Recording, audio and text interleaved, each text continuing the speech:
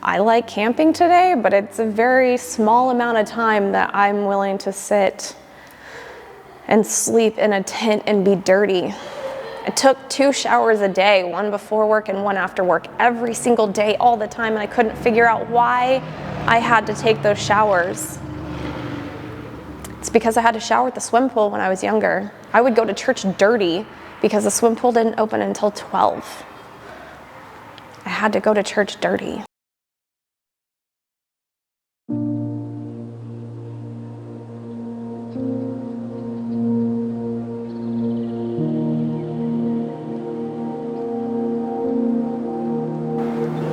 Good morning, AC Squared. My name is Beraiah.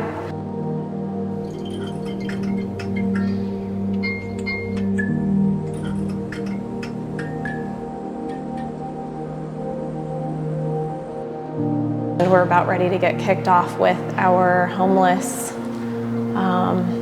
what is it, Brent? The street reach.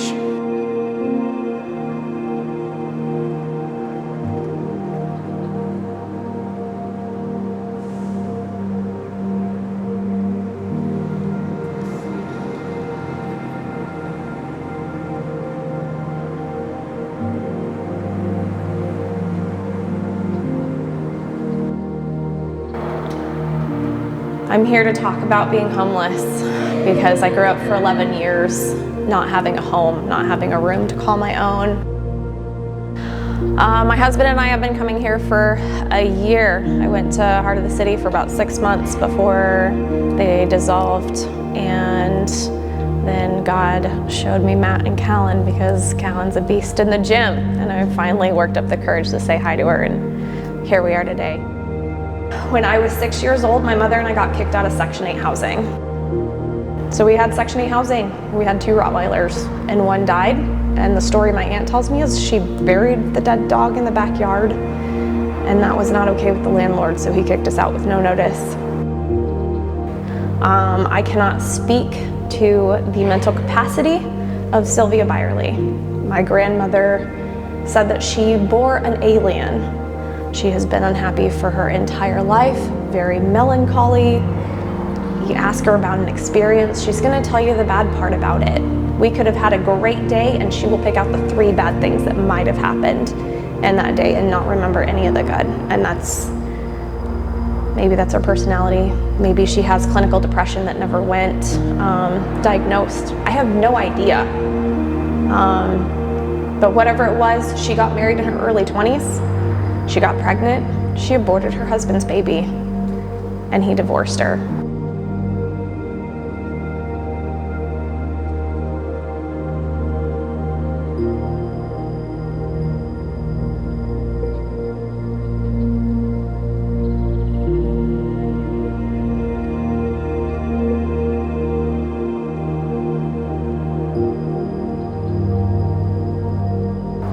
And she got with another man and claims that he was abusive, and I don't doubt it, he probably was, and aborted 2 of his babies.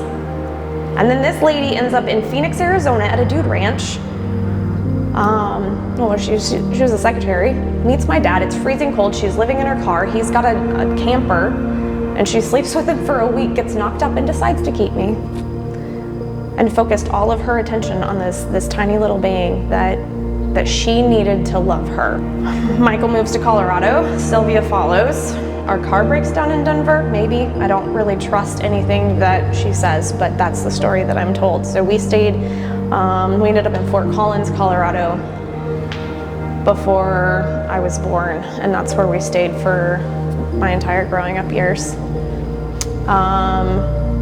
This lady could not punch a clock for anybody else. She could not work. I think she volunteered 1 day a week at a local co-op, so we got free produce and she got a discount on stuff. I don't know how she made her money. I really couldn't tell you.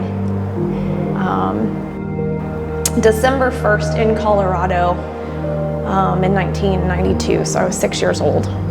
And we had plenty of people who would take us in, right? Who's not gonna take in a single lady and her child?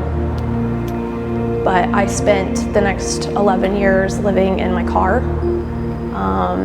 There's gonna be pictures you're gonna see the cart that my mom had on the back of her bicycle. I remember sleeping outside one night, right around 7 or 8-ish. I can't tell you how many days, weeks, or months I spent in my car, spent in a 2-car garage living, spent in a couple different storage units, or spent in other people's living spaces, sleeping on their couches, in their beds, house sitting.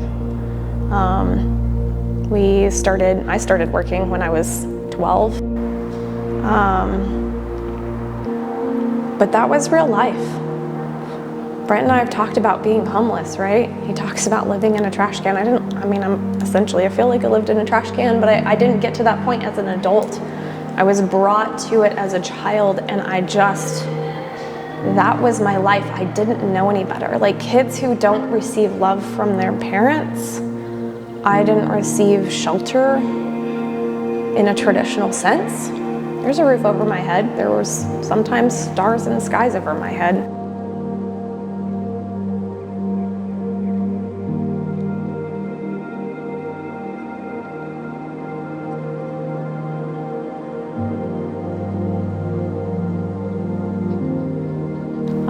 She started paying me, so she taught me how to tithe, how to save, and then how to pay for dinner.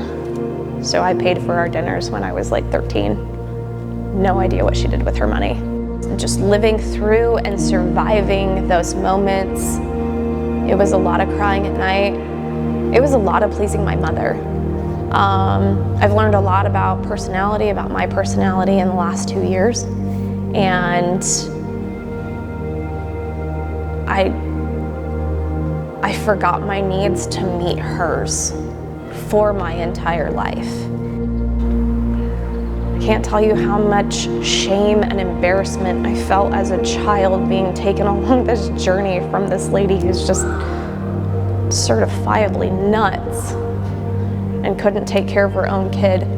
So when I'm a teenager, right, we move into the garage, which is the third picture you're gonna see of me in my my room, my little living quarters with my desk. And if you're wondering about school, I was homeschooled with no actual formal school involved. I learned things along the way, but it wasn't until I was sent to Texas in 1999 to go live with my uncle that I hadn't seen since I was 2. So we're talking a 10-year difference. She drops me off in the middle of the night, waves goodbye, and drives back to Colorado because the friends that I had when I was 12 threatened to call social services.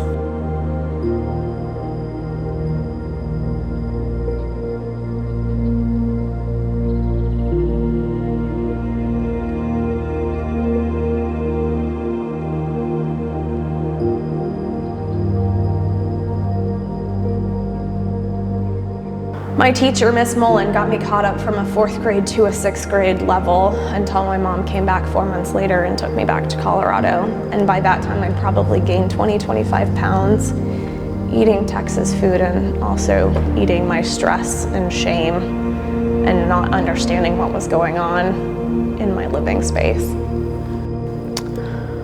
So we came back to Colorado and we moved into this 2-car garage, and I still don't know how we were able to live there for so long because I don't know how many months she actually paid for.